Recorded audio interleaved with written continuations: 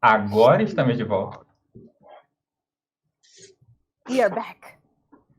Uhul! Hey. Vamos assistir o segundo episódio da série. Sentiram Então, saudade? quem estiver assistindo, acompanhando, óbvio que sentiu. O povo tá ali comentando. We're back with Marvin.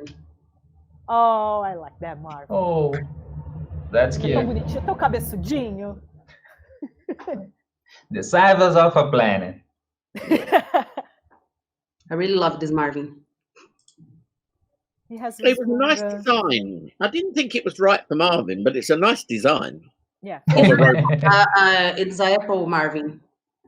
Marvin from Apple. Apple. yeah. Douglas Adams always said about Marvin that he should be a very impressive piece of engineering if only he would stand up properly. That he'd be a really good robot, but he's always slumped. Yeah. That's Yeah, because so he's sad. Yeah, well, yeah. That's my we haven't excuse. talked about this, but there was this book, which I don't know if anybody's got. Those Whoa. watching. The Illustrated is my dream. That's the illustrated. I really wish I had this. A massive So book. It was shiny.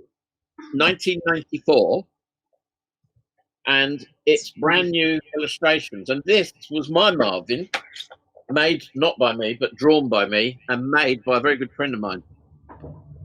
That's Marvin sitting there looking a bit slumped and miserable. Oh my Yeah, it's god. all down. Okay, and I drew the picture, and it was built by an old college pal, John Saville, who made an absolutely beautiful job of it. It was such a lovely robot. And Douglas said that he thought we've got about as close as anybody has to deciding what Marvin really looks like. So I was quite proud of that. I went for quite a cartoony style. Here's a better picture. This is Marvin, Wow.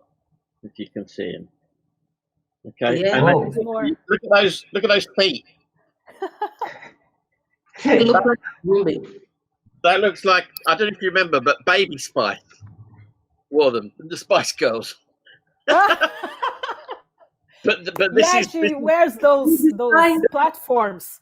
yeah, but this is a couple of years before the Spice Girls even did it. I think Oh, I was ahead Awesome. of the trend. That's But an awesome design. I'm very proud of that book. If anyone wants to look for it, Kevin, tell us about a little bit about the musical career of Marvin. oh yeah, Because I don't know if anyone knows, se todo mundo sabe, mas o Marvin tinha vinil, né? A carreira Sim, musical é incrível, gente.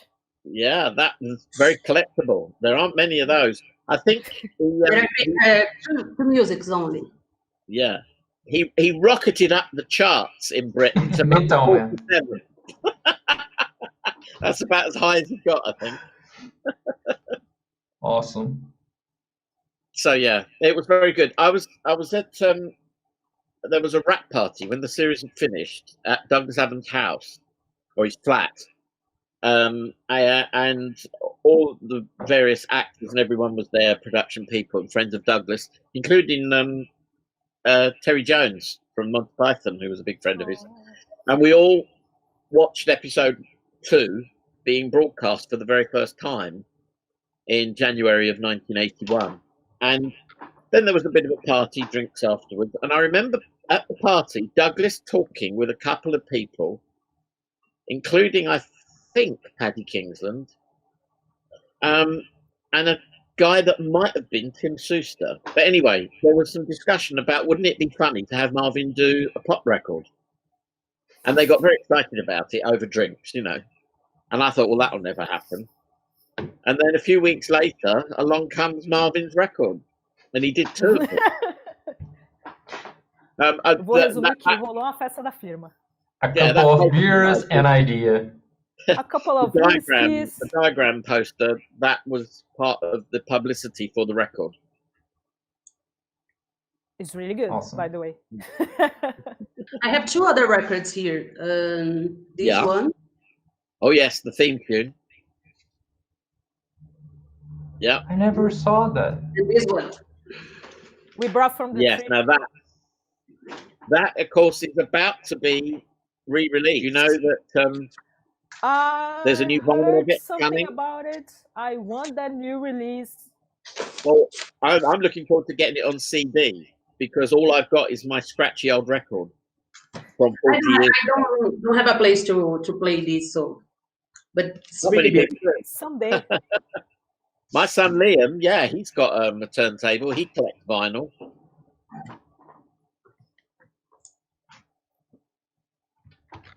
I think we should play. watch now. We should play the episode now. Okay. Okay. Talk about it, everyone and then ready? later we have. There's a person asking all the time this: is it true that Einstein was a better dancer than Douglas? I didn't get that. Sorry, who was? Einstein was a better dancer than Douglas Adams. Why? I don't know. People are asking. The people want to know. He could dance around the facts. He can dance. On Tuesday, we're gonna be with the Albert Einstein in a new live. Showing his dancing skills. Mas resumindo a história. Imagine a dance-off with Douglas Adams and Albert Einstein. Nossa, que rolê maravilhoso. Basicamente, resumo da carreira musical do Marvin. Saiu de uma festa firma, com muita bebedeira, e as pessoas falaram: interessante seria o Marvin ter uma carreira pop. E aí, algumas semanas depois, apareceu a carreira pop do Marvin. Um disco. Vinil com 2 músicas. É, maravilhoso. Foi assim, é assim que as coisas funcionam no Reino Unido. E em alguns lugares também. Depois de beber muito, as ideias surgem. Agora, Rafael, faça a contagem. Everybody ready? Yep. Yeah. Ready, let's go. C, B, A, T. And there goes Alan Harris, flying spaceman. Spaceman. Something like this.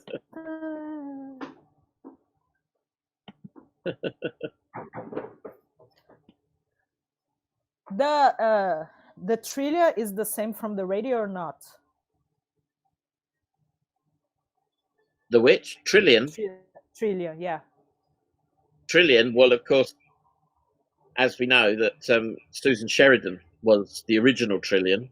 And but for whatever reason, Alan Bell, I think, wanted to put his stamp on the TV series, and he wanted to choose who he wanted, and that's why we got David Dixon instead of Geoffrey McGibbon. And I like them both, although Geoffrey will always be the original and the greatest ball prefect for me. And Sandra Dickinson, the wonderful Sandra, playing Trillion. And she came in, apparently was one of the few actresses that could actually make sense of the complicated lines and Douglas's sense of humor. So, you know. Oh, Douglas. There you go. It's Douglas' time to show on the TV show. I like the part about talking. Pieces of paper. Yeah. Sad people. Sad piece Douglas of paper. walking into the sea. Now is a part of everybody was telling that we should have played that on Pornhub. That wouldn't strike us. And probably that part with Douglas on the sea is a good part for Pornhub. Are we on the cafe now? Well, the cafe was a real cafe. And now it's just a kitchen showroom, a shop. We haven't been able to track this lady down. I wonder what became of her. Of course, we now know who that character is. Yeah. Benchert. In the later... Yeah, exactly. Maybe I show Douglas Adam's butt. Show Douglas Adams' butt, and then later show Frank Church.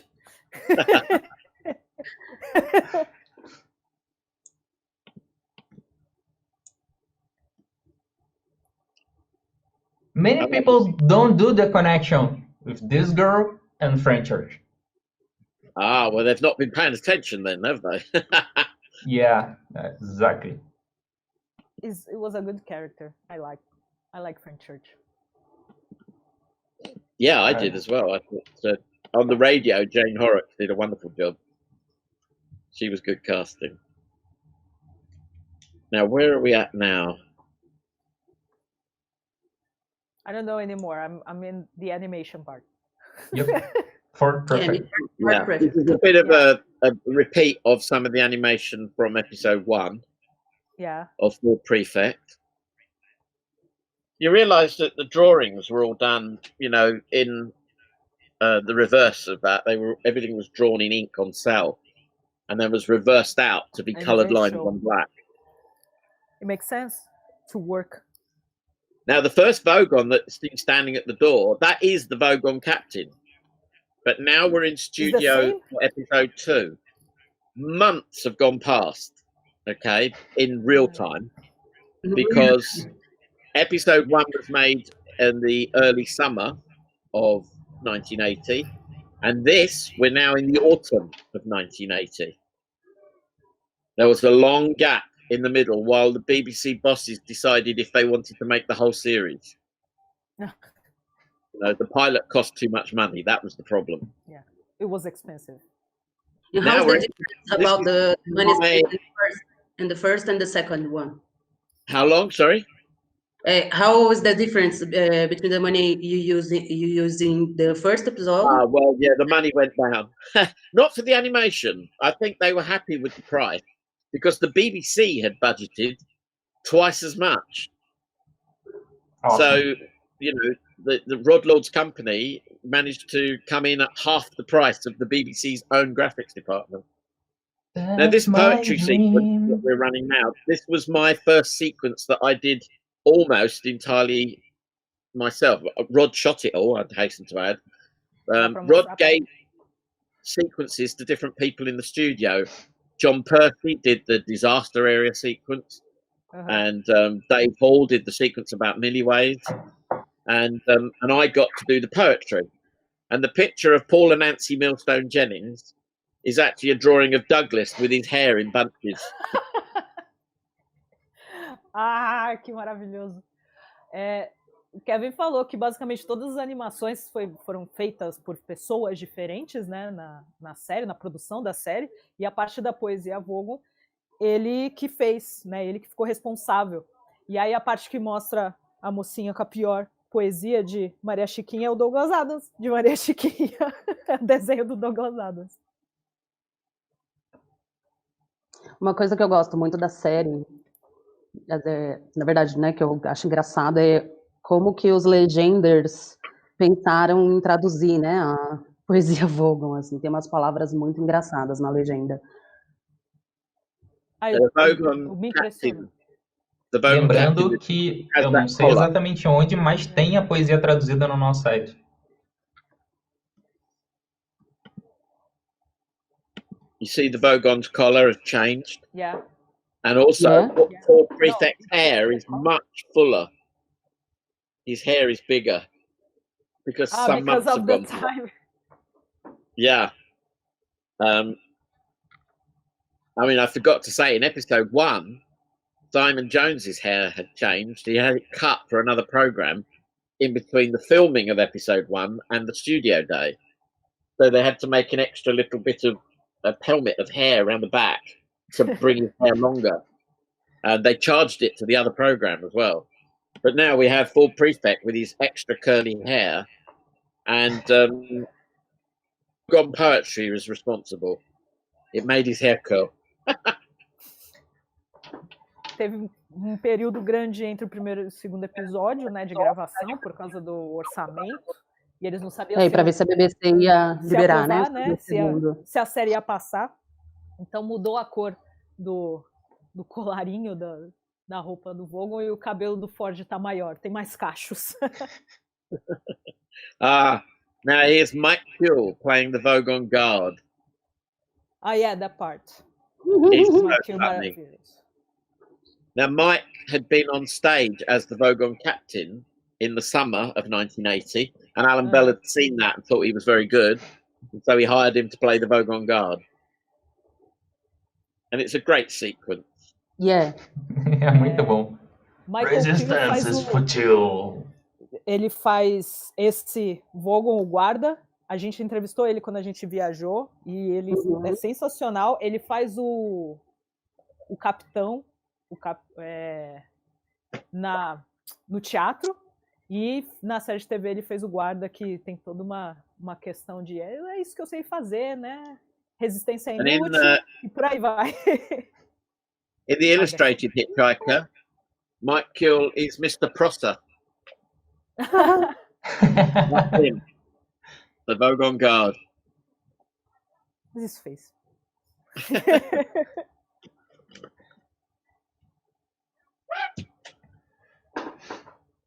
You met Mike Kill, didn't you, when you came over to convention? Yeah, we talked to him. He's really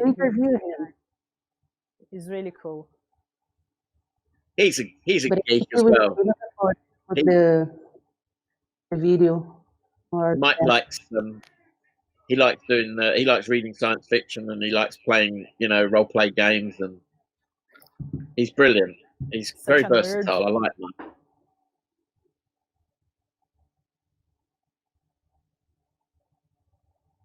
People are asking about the meaning of 42.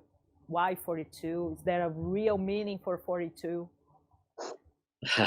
Not in this universe. Well, you can have one or the other, can't you? We know the answer is 42, but we don't know what the question is. In another universe, they know the question, but they don't know the answer. Exactly. In a different universe. In another Earth. Yeah. Bom, gente, não teremos o significado para o 42. Não sabemos a pergunta. Em outro universo, eles têm a pergunta, mas eles não sabem que a resposta é isso. The guys worked out this business really well. Being stuck under the Vogon's arm. Tá com eco de novo o áudio. The big door gets reused in later episodes. It becomes the door of the black stunt ship in episode 6.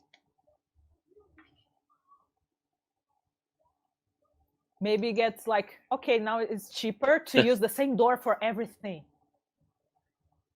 Well, because episode 1 cost so much, they had to find ways of saving money on the later episodes. So Andrew Howell Davis was very clever. I mean, that corridor, for instance, all those, it was made of forklift truck pallets, that trucks lift everything on, and all bolted together as that corridor with all the light coming through. Mm-hmm. It's the same set elements they borrowed from the movie Alien, which had only been made a year before. And I think they got reused in other science fiction as well later on. That part of the corridor. Yeah, the corridor. Então, eles usaram em Alien, é cheio de pallets.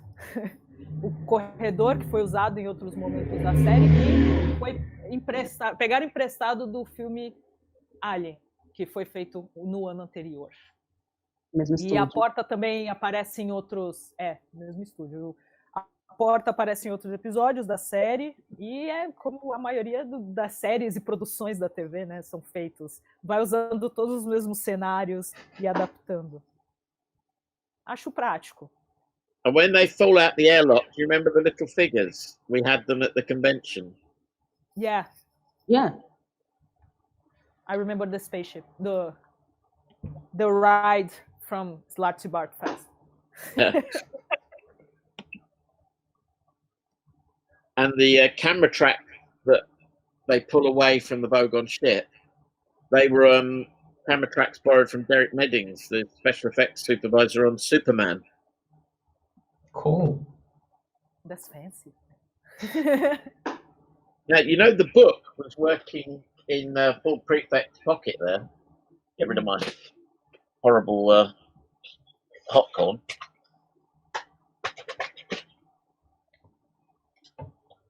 What am I looking for? I can't find it.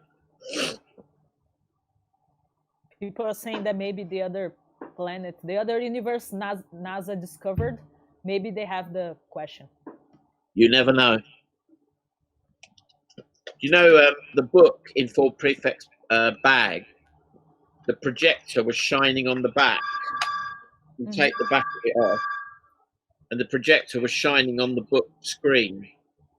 That was the only way to do it in those days, a practical effect.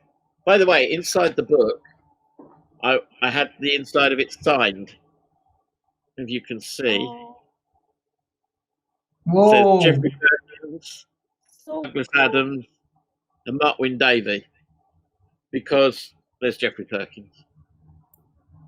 Because it was signed at the launch of the script book in 1985, I think. So yeah, it's hidden in there, hidden away inside. The photograph taken by John Percy of the red telephone. Who's still got a phone like that?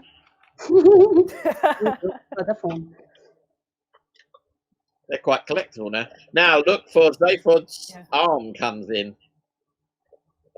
You see his jacket. Why does the eyebrow from the Zaphod from the TV show is so big? That's like, I thought about it, like, why that it's like this. It comes with It's the crazy. hair. Listen, I think two areas that I was less impressed by on the TV show was makeup and costume. They could have been so much better, but never mind. You can't have everything. I thought the set design was very good. He had to tackle all sorts of problems.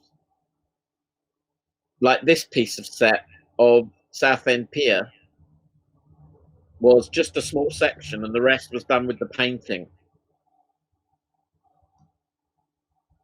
Oh, I get distracted with the TV show. It's really good. It's really, really cool to watch. And now Ford and Arthur in front of the green screen because everything's about to go crazy. Yeah. You have that I room, had- right? The one. Yeah, I had that photographs. is the To same. tell you. Well, it's close. It's a similar. It's The one behind me is a similar dressing gown. It's not exactly the same. This is the perfect outfit for Brazil now. If you look very closely at Simon's dressing gown, Arthur's dressing gown, it has AD embroidered on the pocket. There was a second dressing gown that was used in the stunt sequence. You know, when they go onto the raft in episode 6, it got all wet. And then after that, it had to look a bit more tatty. But Simon Jones still owns that dressing gown. He's looked after it very, very well. I would guard that too. I would have it with I me believe as he well. borrowed it so Probably. that he could go and do a fete, you know, a festival. He opened the fete somewhere, and they didn't ask for it back. Now, O Simon Jones ainda tem esse roupão. Se eu fizesse o Arthur Dente, eu também ia guardar esse roupão, com certeza. Com certeza. Ó, lindo! Nossa, eu O máximo que eu tenho é aquele verde lá, que parece o Arthur do filme. in a moment, you have Trillian with the 2 times 2 times 2 times 2 going around her head. That was quite a clever effect at the time. I did the animation of the 2 times 2, and there was a foreground part and a background part. Here we go, and it goes around. It made it look like it went around her. And lots of television professionals that Alan Bell showed that to afterwards couldn't work out how it was done. Some people thought it was painted on a perspex tube that she was standing inside. Whoa. That's the But one that just the layer. producer did. You know. It's really cool, that part. Yeah. And the hair is so 80s. It's real disco, isn't it? Yeah! Yeah. Yeah. It, Cabelo Her hair is daqui like é mine. tão anos aí. Glowing. Everything glow. yeah. Yeah, it's got that disco-y type effect. Now, that was filmed in a real monkey sanctuary. Arthur with the monkeys. That was on location at an actual monkey sanctuary. It was cheaper than bringing them to the studio.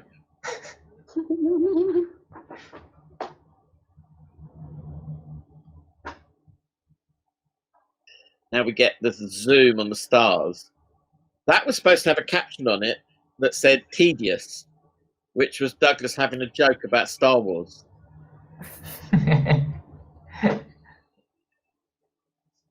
By this point, he'd seen The Empire Strikes Back. I went to the premiere of The Empire Strikes Back in Leicester Square. I was going with my then girlfriend, now my wife, Elaine. We were going to go and see another movie, and it happened to be the night that Empire was premiering.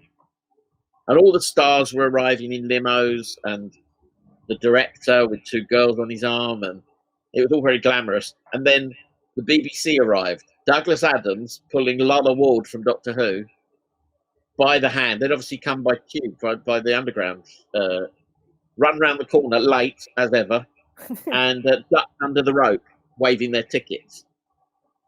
At the premiere of Star Wars?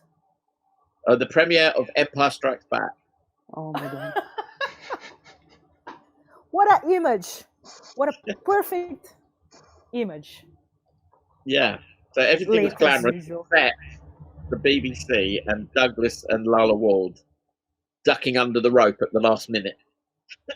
I'm gonna translate that because that story is amazing. Tá rolando o premiere de o Império Contra-Ataca de Star Wars, estava rolando, maravilhoso. E todo mundo entrando, limousine, aquela coisa glamourosa, maravilhosa, vem Douglas Adams correndo, passa por debaixo daquela fitinha, né? Que é negócio vermelho que tem nesses eventos, e mostra a entrada dele, porque óbvio, tá atrasado, fazendo todos os trabalhos dele. Gente, eu consigo imaginar a cena da pessoa saindo correndo, de pessoa de quase 2 metros de altura. É isso que eu ia falar. Imagina a pessoa correndo de quase 2 metros de altura, entrando num evento cheio de gente famosa, né? Que até aquela altura Star Wars já estava fazendo seu sucesso, então. Imagina Douglas Adams no alto de seus 2 metros de altura, passando por debaixo da cordinha no melhor estilo El Chan.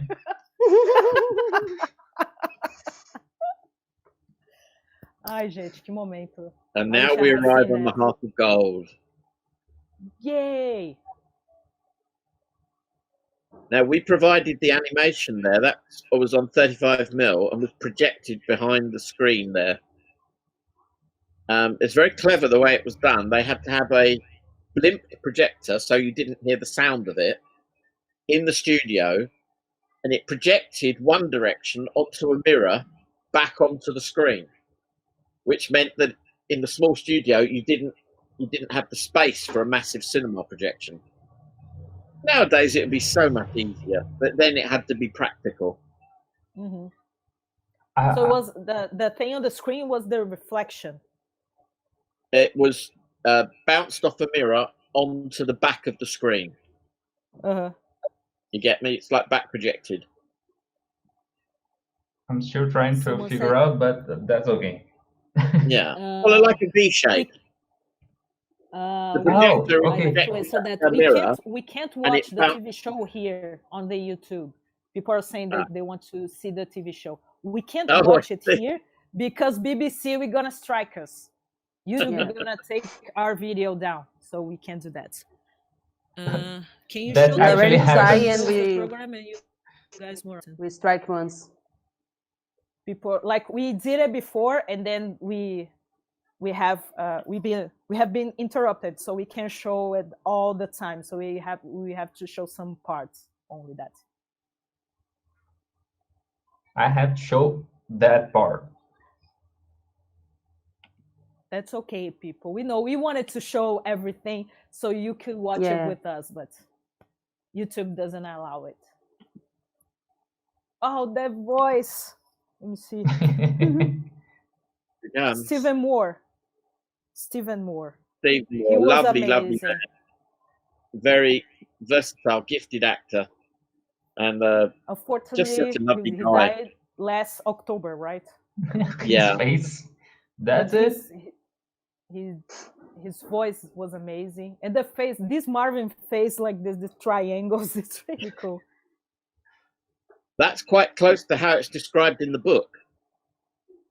Douglas said flat top red triangles. Yeah. So That part is And in the so movie, amazing. it's green. The booklet about the Heart of Gold that Full Prefect is carrying. Live. Don't talk David more about live. David Dixon asked me, because he knew that I was making the booklet, and he said, could you put my words in there? And I surprised him, saying they're already there. And there they were. I printed it into the booklet. He meant just stick a piece of paper in there, but I said, no, it's there, and it's all written there. I don't have the booklet, but I do have the negatives that make it up. So it could be printed again one day. I always wait for you to show all the material. That's I love incredible this part. hard not to watch. Yeah, and Douglas showing up at the animation, I think it's amazing.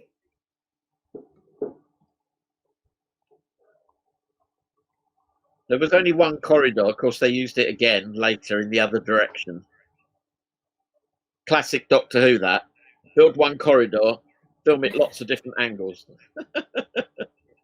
Bem isso, aí é bem clássico Doctor Who.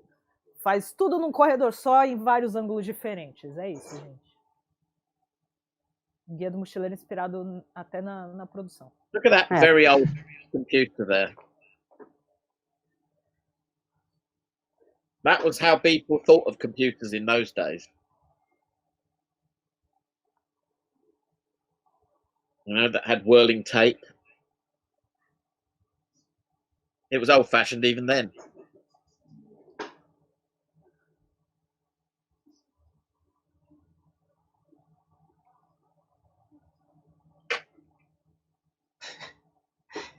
I went up to the studio lighting gallery, and I got an angle down on Marvin coming in the door. There's a photograph somewhere where you can see the man who's making the door open and close was up a ladder, moving the top of the door. He had just had a bit of wood attached, and he was moving that like a lever. We had a joke here. Pepe, já tirei a vela. Pepe, já tirei a vela é como as portas da Coração de Ouro funcionam, gente. Now this is the story. Down in Cornwall, in the West Country of England, is where they filmed this. They did several things here. The girl on the beach was a girl who was a waitress in the restaurant that they were at the night before. They invited her to come down the next morning to be in the episode. So she's a local girl. Do you want to appear on TV? Yeah. And I think she was getting chatted up by Jim Francis and Alan Bell. And I think Jim was the younger man. I think he won. It's a competition. They always has a competition. Yeah. There's Douglas again. One of the mindless jerks. Não dá pra não prestar atenção. É muito difícil, eu sei. Eu já assisti tipo 200 vezes cada episódio. It's more like he has a more childish behavior than the radio show. The Zayford. Yeah. Am I slightly behind? Where are you guys at? I'm watching Marvin talking. Marvin and Paul and Arthur in the corridor, yeah? Yeah. Well, the door they just came out of is the same door to the left there, so they've used that bit of corridor twice. A mesma porta, o mesmo corredor, eles usaram 2 vezes. Só mudando o ângulo, né? Praticidade na produção. É menos trabalho. Now that guy, the newsreader, was the original Rocky in Rocky Horror. Really? He was Rocky on stage in the original Rocky Horror show. Oh, the guy with the little gold pants, yeah. Yeah, exactly. Thank you. Yeah. I love that musical. Gente, isso precisa ser traduzido. Mas você tem que mostrar a cena para fazer sentido. Mas vai demorar. Você já passou. We are a little His name bit behind. His name is on this. Rainer Burton, and in one of the listing magazines, he got listed as Hitchhiker's Guide to the Galaxy, starring Simon Jones and Rainer Burton, which was a bit annoying for David Dixon. It's like the names everybody knew. Yeah, except nobody knew him. He had a good PR agent, I think. Now we have the broadcast. And Sandra's costume, very revealing. Too much, actually. Yeah. Now, it depends on which version you're watching. There was a whole sequence at this point that was cut, which is an extra on the DVD. And in the most recent DVD, the Blu-ray version, that sequence is there for you to see again. So cool. This guy that has shown. Ok. O jornalista que conta sobre o Zaphod falando que ele roubou a nave, tá dando as notícias, ele é o Rock do musical Rocky Horror Picture Show. Ele que é o cara de cueca dourada. Dourada. Eu adoro esse ele é o boy toy do... Ele é o boy toy, total. Trillion's outfit looks like something from an anime because it's too exposed. Animes do that.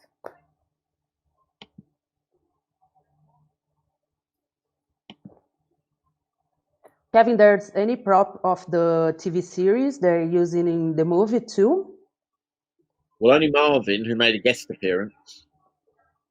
The TV Marvin still exists. A friend of mine, Mike Tucker, has got it and stored at his company. And if you wanted to rent it and have it appear somewhere, you need to talk to him. But it lives with him at Ealing Studios. So I'm glad it still exists. I think I found some prop to rent or buy in the internet, like a year, 2 years ago. The point of view gun from the movie. Oh, from the movie. I expect lots of movies to exist, yeah. The TV stuff, there's very little left now. Some of the spaceships still exist with private collectors. But no, not much. Like those consoles, you know, that they're sitting at in the Heart of Gold control room. They cost about £1,000 each at the time to have made. And the curved consoles. And they were going to be thrown away. And I said, but don't you want them for next year, for Series 2? And Alan Bell said, they cost too much to store. It's cheaper to trash them and build them again for next time. Oh. And he was right, because second season never happened. So in that instance, that's fair enough. You save like a memory or something like that. Yeah, except where would you put them? Yeah, but you can keep like a really huge table of memories from memory. I can have my coffee there. Well, I said, you know, well, that's a shame to throw them away. So Alan Bell said, do you want them then? And I said, I can't. I haven't got anywhere to put them. I still live with my dad. Where can I put that? You know, I'm gonna build a house around that. Yes, a big circle.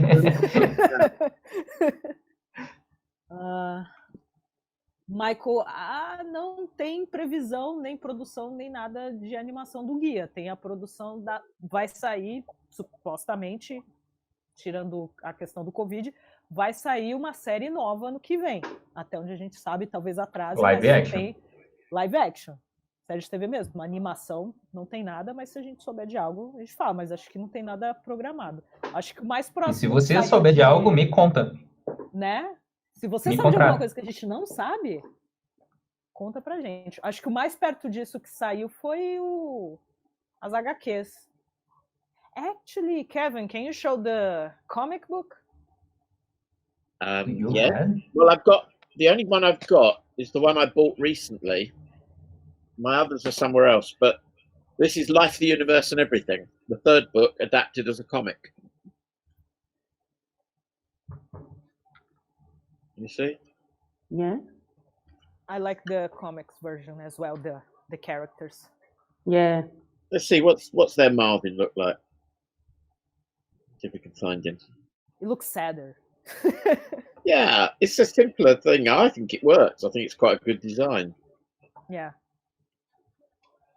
There he is. Oh, hang on. A bit sad there. Let's see what we can find. I'll put it up to the screen if you can see. Can you? Yeah.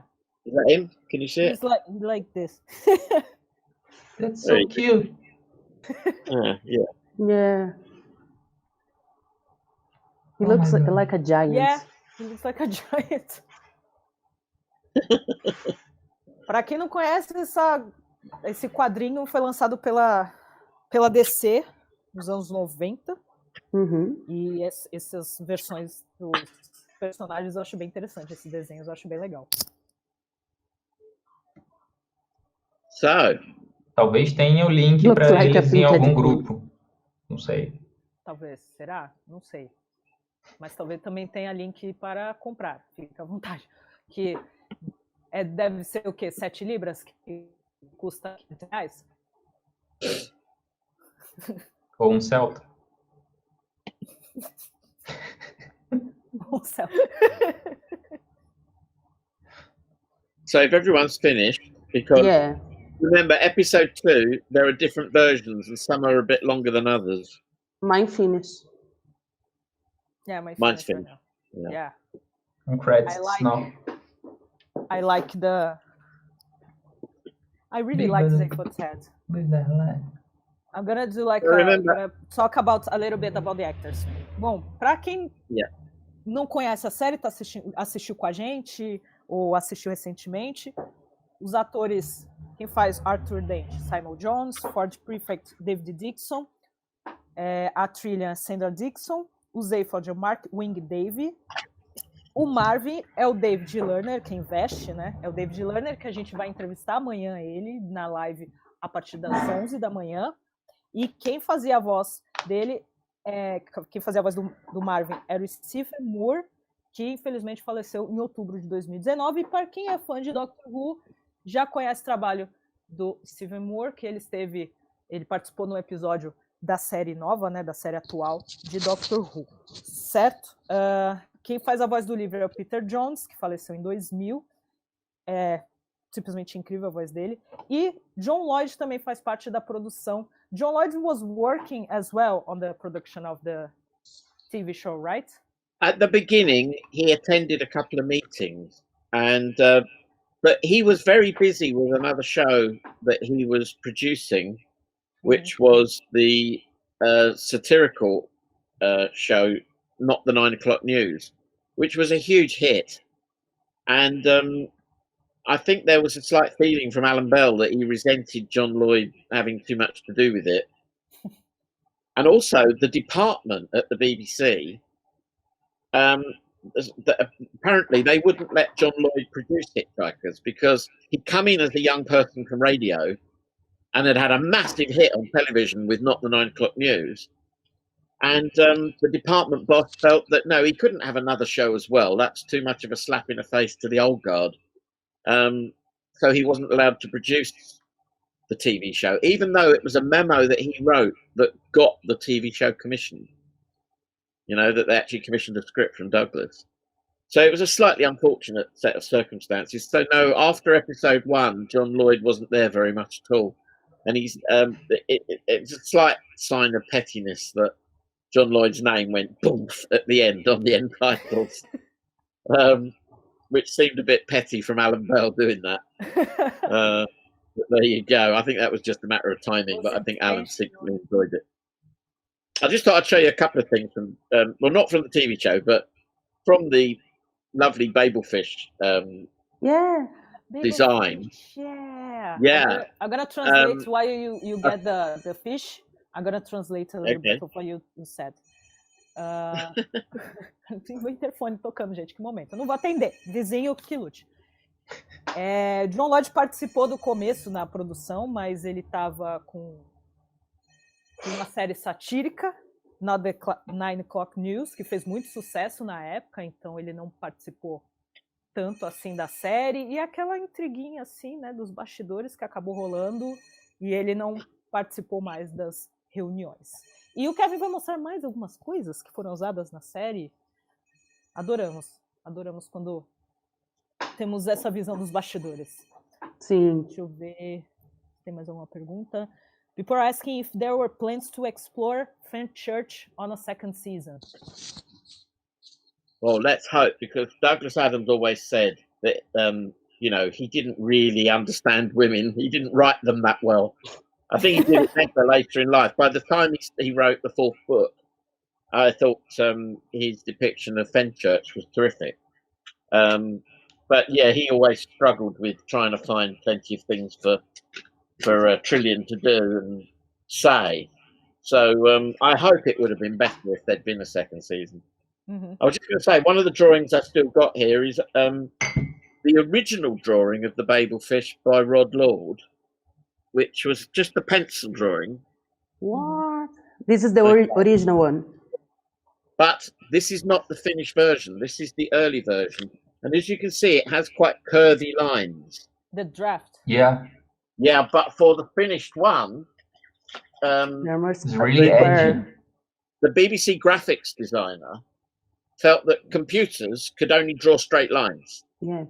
And everything would have to be sharp, straight lines. And in the end, it was a compromise between that and that. So that's the final version. The influence was from the BBC graphics guy to make it less fluid, less curvy. I have this tattoo. Sure. Oh, lovely! That's great.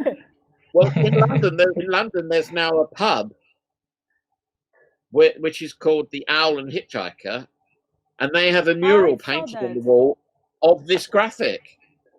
It's beautiful. Really? I saw some pictures, I guess, from that pub. I saw some pictures on Liam's Instagram.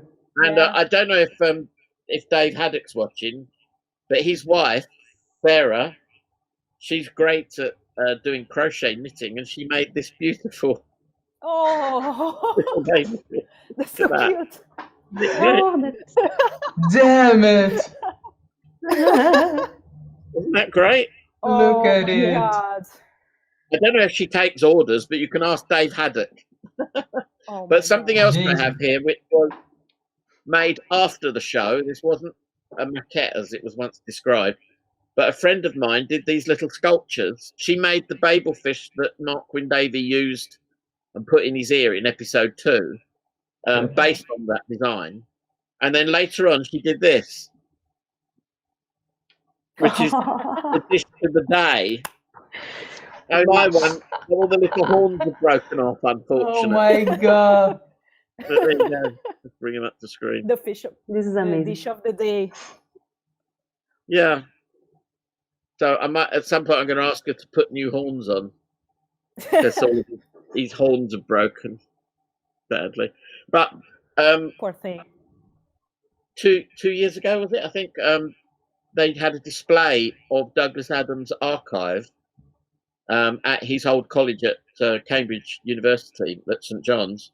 And one of the things in his possession that was in a display cabinet was one of these, because who made it, she gave one to Douglas.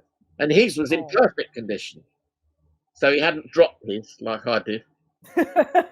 He didn't broke it. But there we go. So really awesome. So you want to talk about Doctor Who as well, don't you? Yeah. I have to translate some things. Okay. Just wait a minute. Go for it. Ai, meu Deus. Deixando cair tudo. Kevin mostrou um pouco do rascunho do Peixe Babel, da série. E depois falou, né, que entraram num consenso para a versão final com aquele rascunho. E mostrou um crochêzinho muito bonitinho, que eu quero um igual agora. Inclusive, eu queria dizer que a equipe do OPP aceita presente. Quem souber, quem sabe trabalhar com isso, fica a dica, viu? A gente ia gostar muito desse presente maravilhoso. E ele também tem uma escultura pequenininha do prato do dia, que sabemos que é um Doctor, e entraremos agora nesse assunto sobre Doctor Who, um pouco do trabalho dele em Doctor Who, e eu vou... I'm just... people are e o que ele asking... disse da Fenchurch também. Que o Douglas Adams, ele Obrigada. tinha... isso fala em uma das biografias até, né? Que ele tinha essa dificuldade de retratar personagens femininas. Que as mulheres são muito complexas. Mas que ele tem muito orgulho da Fenchurch, e o Douglas também tinha, e que eles querem muito que isso seja explorado na série, né? Quando acontecer, esperamos que muito em breve. Sim. Assim que o povo conseguir voltar a se juntar para gravar. Fico muito feliz, Sim, inclusive, de esperamos. saber disso, porque adoro ela. Someone asked if you knew, like, you from the production of the TV show knew. But I guess the work of Douglas Adams was already new all over the place. Like, people already like it. So do you think that you knew that the TV show will have that impact as well as the books and the radio show? I hoped it would, because I mean, I knew that Douglas had a following by then from Doctor Who. People knew and loved the Pirate Planet episodes, and I'd seen Pirate Planet before I heard Hitchhiker. You know, I came to Hitchhiker on the radio on the second repeat. But in that first year of 1978, it was repeated twice. So the fans knew about him, and also then he took over as script editor on Doctor Who, and that's when I first met him in late '78, and he'd just been script editor of Doctor Who for 2 weeks when I went to interview him with a couple of friends for a fan magazine. And so certainly he was known about, and the fan press was starting to talk about him.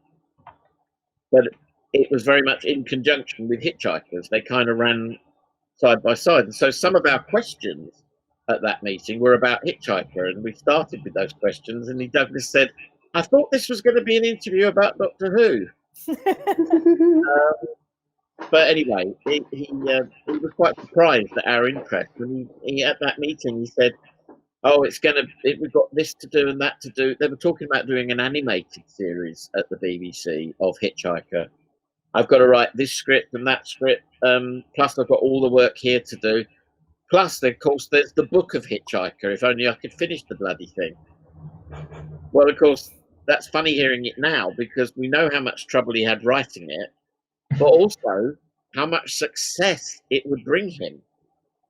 So you kind of think, just forget everything you're doing, Douglas. Just get that book done. Because that was the beginning of his fortune. You had one job.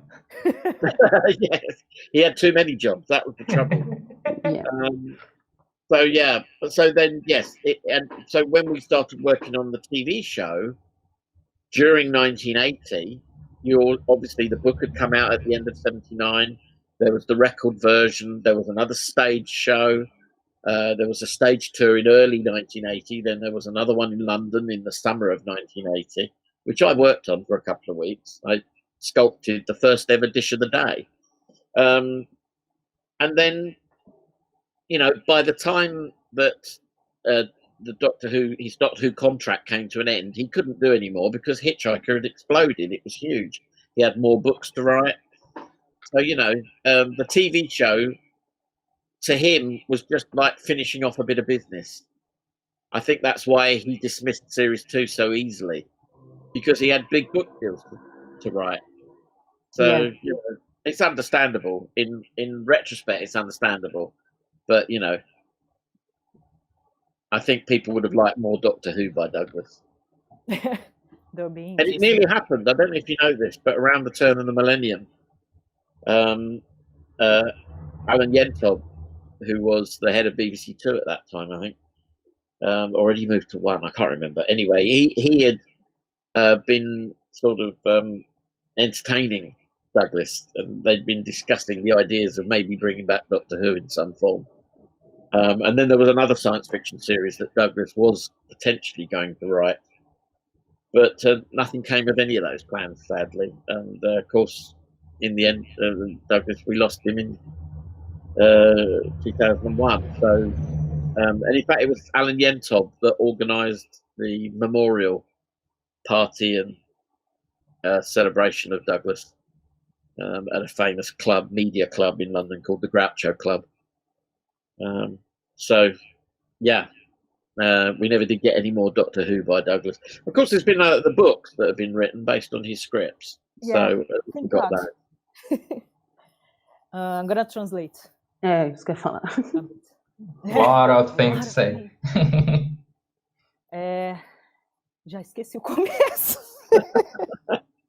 Eu vou começar do final, porque tá todo mundo muito... Ok, go on. Tem bastante pergunta, o povo tá fazendo muita pergunta. Mas assim, a parte de Doctor Who, por exemplo, eu vou juntar com a questão que eu perguntei para ele. Douglas Adams já era conhecido por conta de Doctor Who. Quando foi feita a série de TV, ele meio que já estava fazendo sucesso por conta da série de rádio, do Guia e os livros, e ele estava escrevendo os livros. Então, assim, eles já esperavam que a série de TV fosse um sucesso absurdo também, tanto quanto tudo que ele já tinha feito. Então, assim, ele já era conhecido, muita gente já era fã dele. Então, a série de TV era o algo a mais. Mas acabou que a segunda temporada não aconteceu, mas foi algo que ele conseguiu deixar de lado, principalmente porque ele precisava terminar de escrever os livros, que ele foi muito cobrado e ele precisava terminar e tal. E quando o Kevin foi entrevistar ele, que foi como eles se conheceram, o Douglas ainda falou que achou que a entrevista seria sobre Doctor Who. Que mais? E era para Douglas Adams fazer parte, infelizmente, não tivemos esse privilégio, mas era para Douglas Adams fazer parte da nova era de Doctor Who. Ele faria roteiros atuais de Doctor Who, que seria incrível. Alguém perguntou sobre como vai ser a nova série. A gente não tem nenhuma informação sobre a nova série, o Kevin também não sabe, até porque foi adiada por conta do Covid. Então não dá, a gente não sabe... Ué, mas... É o termo científico. Desculpa. Mas, assim, a gente não sabe como vai ser, ninguém tem informação, só sabe que vai ter uma série nova, mas não sabe quantas temporadas vai ter, quais os livros vão ser adaptados, se vai ser adaptado o sexto livro ou não, ninguém sabe. A gente não tem essas informações. People are asking a lot of questions. They got really excited. Someone asked, did Douglas ever thought about dressing up as a woman like a Monty Python, like a python? Did it? I think he did it really once. Huge Really? woman. He dressed up when he was a student at A Cambridge. giant woman. When he was a student at Cambridge, he dressed up quite a lot, and famously kept dressing up as a turkey or a chicken or something to publicise the shows they did at Footlights. But if you have a look, and I think it's online somewhere, if you have a look at the comedy pilot show that they did, that he wrote with Graham Chapman, there's a scene in Out of the Trees, it's called, and there's a scene where the police arrive, and there's something going on in the background. There's like violence has broken out, and there's a suspiciously very tall woman in the background beating up a guy with a handbag. And I swear that's Douglas dressed up. We know he dressed up for a couple of scenes in Monty Python in series 4. He's briefly, you see him as a surgeon pulling on his gloves and something else. But that, I reckon that's him in Out of the Trees. There's nothing on the paperwork to say that it's him, but I'm pretty sure it is. Your heart believes that it was him. We'll have to find the freeze frame and I'll show you. Bom, aparentemente o Douglas Adams não tinha problema nenhum em se vestir como mulher. Fez isso na época da faculdade. E Kevin acredita que em algum momento na TV, com o programa que ele escreveu com o Graham Chapman, ele se vestiu de mulher, mas aí a gente nunca vai saber. Não aparece o nome dele, nunca saberemos se era ele mesmo.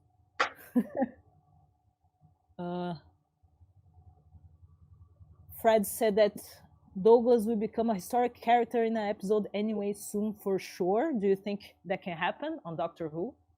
Douglas as a historical... Doctor Who can do anything, can't it? Yeah. Their format, they bring back all sorts of people. Exactly.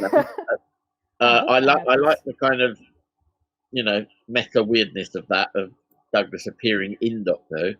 Who would play him, though? That's the question. We need a really tall actor. Yeah. Really tall. Chris Cassell asked, could you ask Kevin who is his favorite Scottish animator? I guess he has something there. That's a loaded question. Hello, Chris. I'm sorry if I didn't pronounce your name correctly. No, that's perfect. Chris Cassell. But, yeah, I saw that question. I guess it's something I have to show him. Chris worked on graphics for the stage tour of Hitchhiker in 2012. Dirt Mags' stage tour of the radio presentation, and there was lots of projected images, and Chris provided quite a bit for that. And Chris has done so many favors to me with bits of graphics here and there. One day I'll find him a job where he can get paid properly. That would be nice. That's the problem with art. Yeah. But no, that goes without question. He's my favourite Scottish animator. There is one other one. Hello, Fraser. I don't think he'll be watching. O Kevin tá dizendo também ali nos comentários que ele vai responder, né, o pessoal, depois que a live acabar. Vai tentar responder todas as perguntas. Gente, vai com calma. É muita informação, às vezes, tá todo mundo perguntando um monte de coisa, e às vezes é difícil de acompanhar. Mas aí o Kevin vai dar uma olhada no que vocês responderem, então fica de olho depois no nosso canal, quem sabe ele responde, porque o vídeo vai ficar no canal, né? Então, só para constar, os comentários do chat da live, eles param quando a live para. Então, eu vou deixar a live mais um tempo ligada, mutada, sem a imagem, para vocês continuarem interagindo pelo chat. Mas depois vocês fiquem à vontade para conversar pelos comentários ou pelo grupo do Facebook. Sim. Qualquer coisa, segue ele no Twitter também. O Kevin usa Exatamente. o Twitter, Instagram, pode mandar mensagem para ele lá, ele responde todo mundo. Fiquem à vontade. E para quem chegou depois nessa live, a gente vai botar tudo na descrição. Não tá ainda, mas a gente bota todos os links em breve. Sim, porque é muita coisa acontecendo, gente. Nossa primeira live. 3 horas de live já. Nossa, tá uma loucura isso aqui. Gente, eu preciso jantar. Calma que ele tem que falar de Doctor Who agora, porque as pessoas estão pedindo muito. Okay. Now is Doctor Who time, Kevin. Aha! Tell us your story with Doctor Who. Oh. Where is it? And it starts. There. I like this old logo. This vintage logo. The old logo. The diamond logo. Where do I start? Well, I was born 2 years before Doctor Who began. And there is a photograph of me as a baby in my grandparents' arms. And behind me is a real police box. And that was at my christening in 1961. So Doctor Who was always there because there was a police box. Beginning. There was a police box on the corner where I grew up. And one day, the workman moved it across to the other corner. Oh. So this was a great mystery to me. Is it Doctor Who's police box or what? It moved on its own. So I know, I'd always loved Doctor Who. I grew up with it. Do you want to do that bit first? Okay, I'm going to translate that. Kevin nasceu 2 anos antes de começar Doctor Who. E ele falou que tinha, né, perto da casa do avô, né, gente, eu me perco às vezes, tá? Eu vou prestando atenção no que ele fala depois. Tinha gente do céu, police box azul, a caixa azul. A caixa de polícia?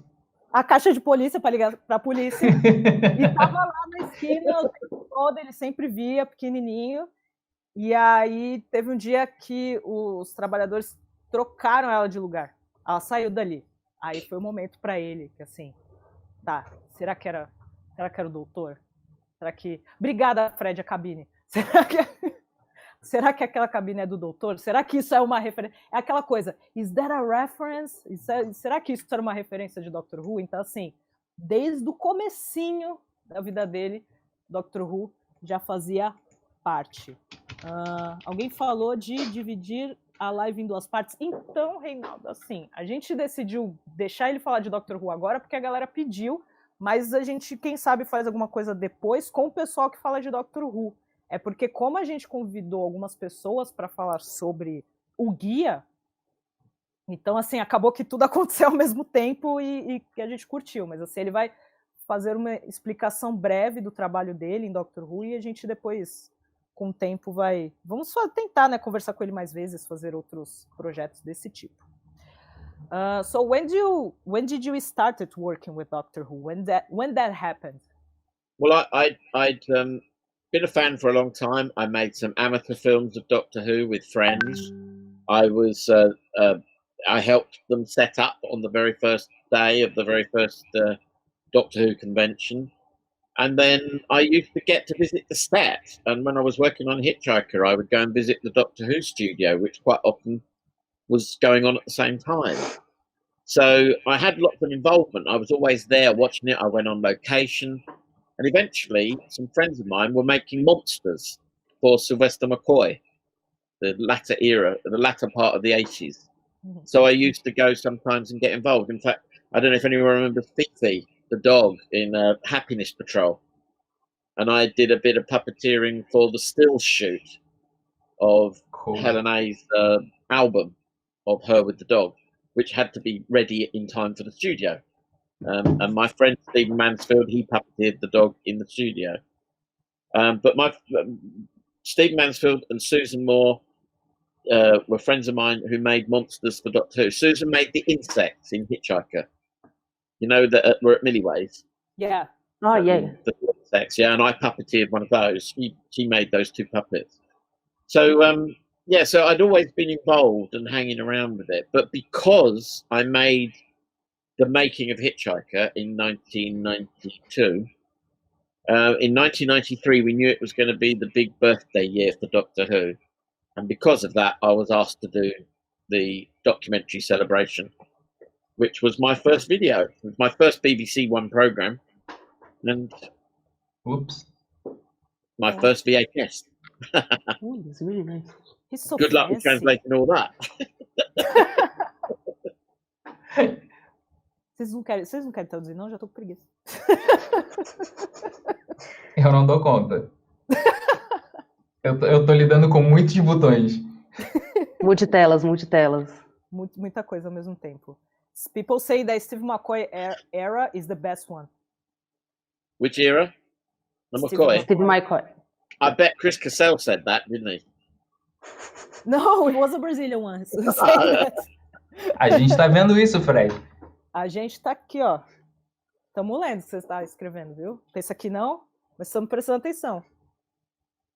The best Doctor Who era is the era when you were a child. Whatever Doctor Who you discovered when you were a child, that was the best.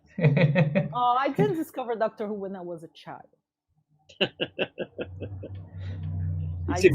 the feeling is the same. The same. Yeah. The first 4 Doctors, they were the ones I loved. The first 4. That's it. The fourth Doctor is amazing. Pelos comentários, eu tô vendo que a galera tá entendendo bastante o que ele tá falando, o que me ajuda muito. Sim. Eu não preciso traduzir muita coisa. Mas ele adora o nosso público. Pessoas, né, gente, muito letrada. E aí, mas ele tinha amigos que trabalhavam na produção e ele sempre ia visitar o estúdio, né? Ele estava trabalhando na produção da série do Guia e ia visitar o estúdio de Doctor Who e via assim, pessoas que trabalharam na série Doctor Who também trabalharam no Guia, fazendo principalmente a parte dos monstros e os bonecos. E ele foi convidado para fazer a edição, o documentário comemorativo de Doctor Who. People are saying, ele até mostrou o VHS e tal. I want that DVD. Chris said Sylvester's era was definitely the best. Deixa eu ver. Of course he says that. That's when he was a child. That's why he likes it. Makes all the sense. Someone say, Happy Towel Day, everyone from Oz. Oh, yeah, Towel Day. Very nearly. Yeah, cool. We still have a few hours. Yeah. We've only got 1 hour to go here. We have a lot of hours for Towel Day. What are you going to do tomorrow for Towel Day, Kevin? What am I going to do? Well, I'll probably watch when you talk to David Lerner. And apart from that, I'd probably, I don't know, actually. I've got things to do. I have edits to do that are outstanding. To my friend Dave Hicks, who was on here earlier. I'm sorry, Dave. I'll get round to it eventually. I've been I have things to do. You know how it is in lockdown. How are all you faring? In lockdown, it's very hard to get motivated. Yeah. Real. Yeah. I miss Towel Day drinking with everyone. I just want to sleep and eat. No, I'll get on and do some things. But I was going to say about this was the VHS. Mm-hmm. There you are, kids. Who remembers VHS? But that is now. If you want to get it now, it's a DVD. More than 30 years in the TARDIS. Why? It's crazy. We're coming up on 60 years in the TARDIS. Not far off.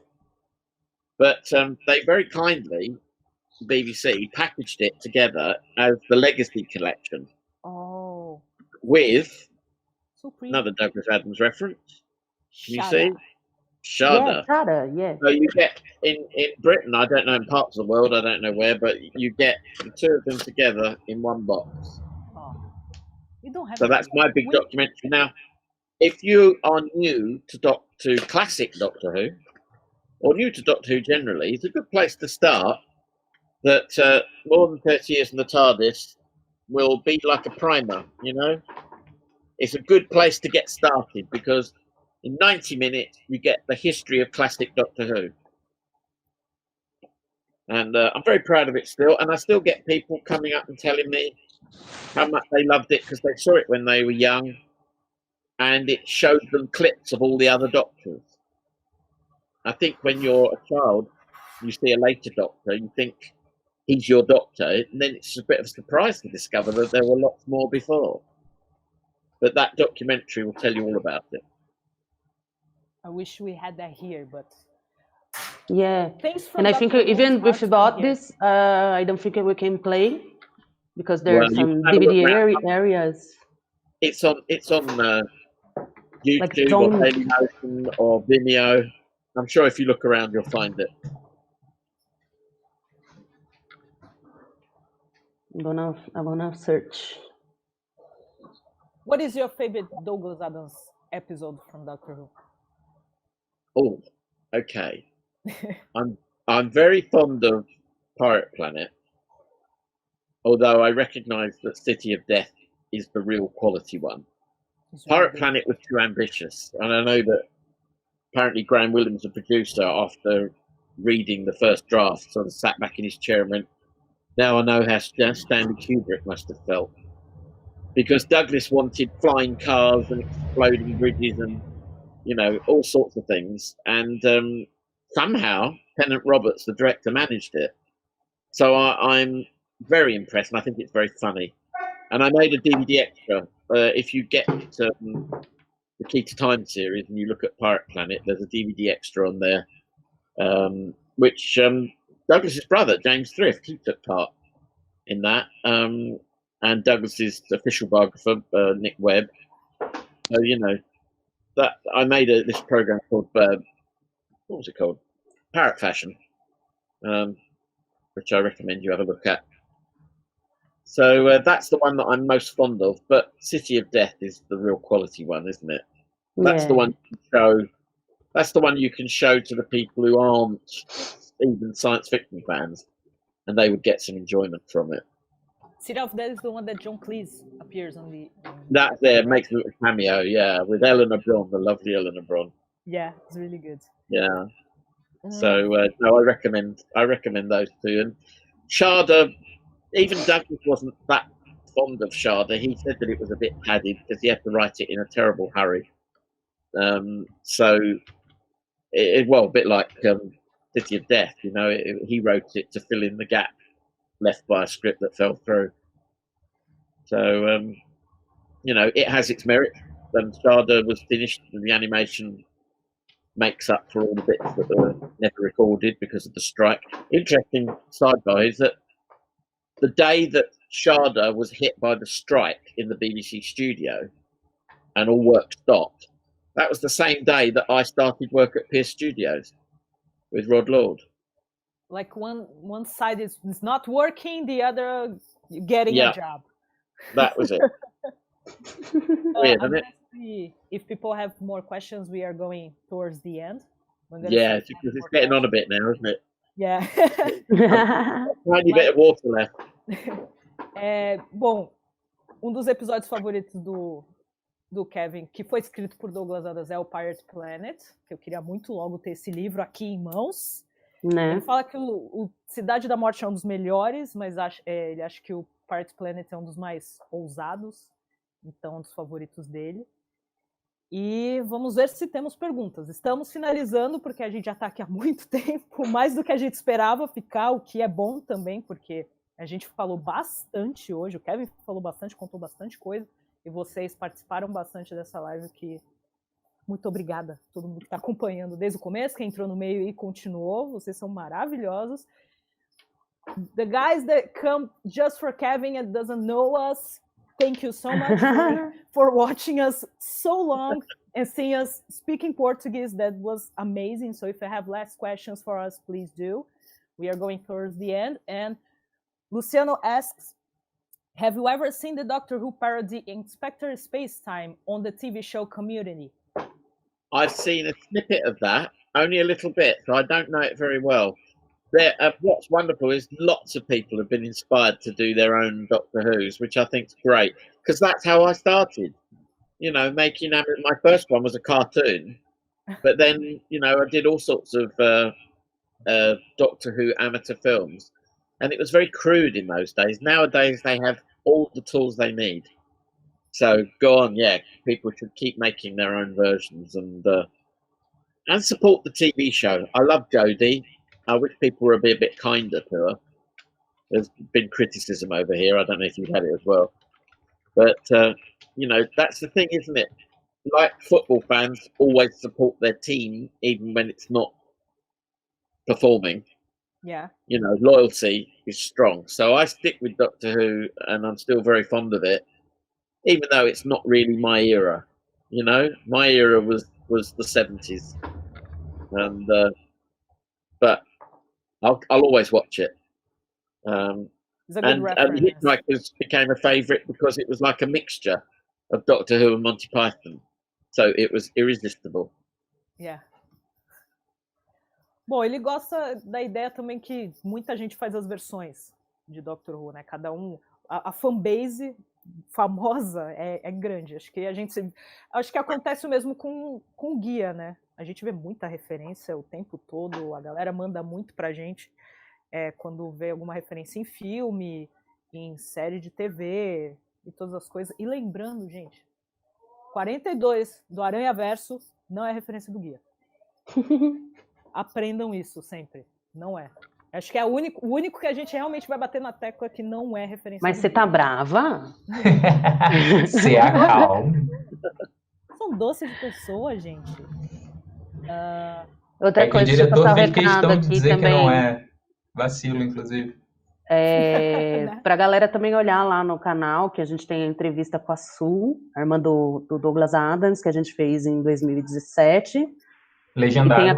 E tem a com o Mark Hill também, que foi o que a gente comentou aqui. E amanhã às 11 também já começa outra live, né? Aí eu acho que vocês têm que passar esse recado aí. A partir de amanhã, às 11 horas da manhã, porque a gente precisa dormir. Teve gente que perguntou se a gente ia de direto, mas não é assim que a vida funciona.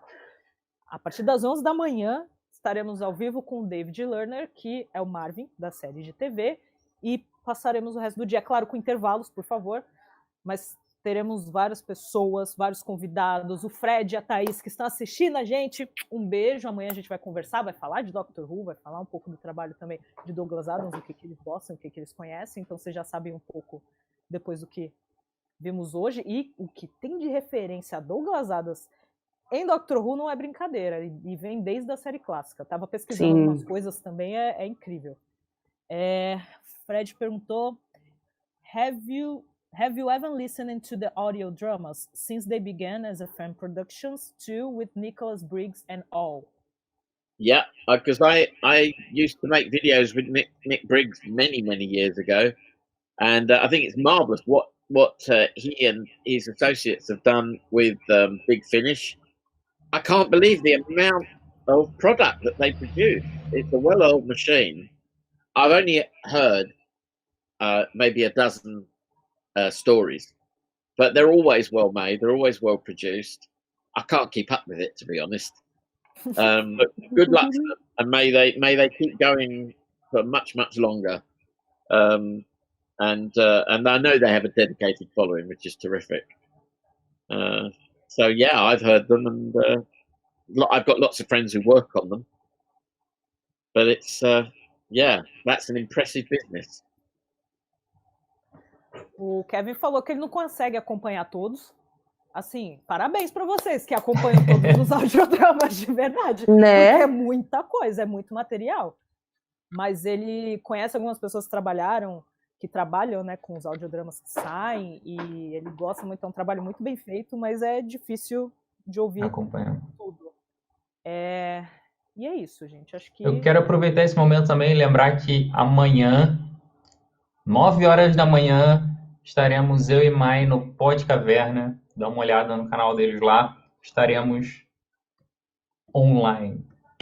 Não é? Nossa, Não, já não fiquei é uma estressada. Eu ia live. falar, o que tem 9 da manhã, gente? Não é ao vivo. Não Vocês é vão uma live. acordar 9 da manhã? Não, gente. A gente gravou outro dia. Ai, gente. So are we nearly done? Yeah. Yeah. We had we didn't answer all the questions because we had No, a I'm lot of sorry. questions, but no, that's okay. But you were perfect. Listen, if anyone, That was amazing. if anyone's got any burning questions that they must ask me, can we not do it on your Facebook page or something? Yeah, Yeah, exactly. yeah. We're gonna. If you want I to think we create can talk in the Facebook group. We have a Facebook Yeah. group from Brazil. or I'm if they gonna- want to tweet me, you know, I do Twitter a bit more these days. Yeah. But if they just look under my name, you know, at Kevin John Davis, and you can put that up somewhere as a link, can't you? Yeah. We're gonna put Yeah, if on they the- want I'm gonna. better on your page, I think. We Yeah. keep it as a Sure. community. Quem quiser fazer mais perguntas para ele, pode ir na nossa página. A gente vai jogar post lá na página. Eu coloquei o Quem fizer pergunta, comentário ali do grupo, com o número do Sim. grupo. Quem quiser pode fazer no grupo, a gente passa as perguntas para ele. Quem quiser também, quem usa Twitter, segue ele no Twitter, @KevinJohnDavis. Ele responde todo mundo lá, ele interage com todo mundo lá. Então começa a seguir ele também, porque ele faz comentários e traz muitas informações e muita coisa legal de conteúdo que vale a pena dar uma conferida, certo? E eu, só para constar, eu vou deixar a live ligada mais 1 hora aí, sem imagem, para vocês conversarem no chat. Eu acho que 1 hora é o suficiente para vocês entediarem. Everybody say that you are sweetheart, Kevin. Yes. Oh, Say thank you. Kids. much love. Thanks so much for everyone who's watching us. Thank you so much. Thank you, Chris. Chris looks like a nice guy. But now I want to talk to him about his job, Yeah, Yeah. about all his work. Muito obrigada a and todo mundo que listen, I acompanha hope a everyone gente. enjoys tomorrow. You know, you've got David Lerner, and he's a great Yeah. guy as well. As you know, you met him, didn't you? So look, yeah. Thank you very much. Thank you for asking me. Thank you for translating me and all my More or less. yeah, all the technical stuff, which I guess is is it Raphael? Yeah. Between you all, thank you to all of you. Anyway, Thank you so lovely much. to see Kevin, you for girls accepting. again. Thank you so Talking much, about- Kevin. We miss you a lot. We really hopefully- appreciate that. And hopefully soon we can travel again to England. Let's hope. Stay safe and stay well, everyone. You too. You too. Bye bye, people. Bye-bye. Stay home. Fica em So casa, long. desgraça. E vê a gente So amanhã a long and partir das thanks 11 for da the manhã. fish. So long and thanks for all the fish. Bravo.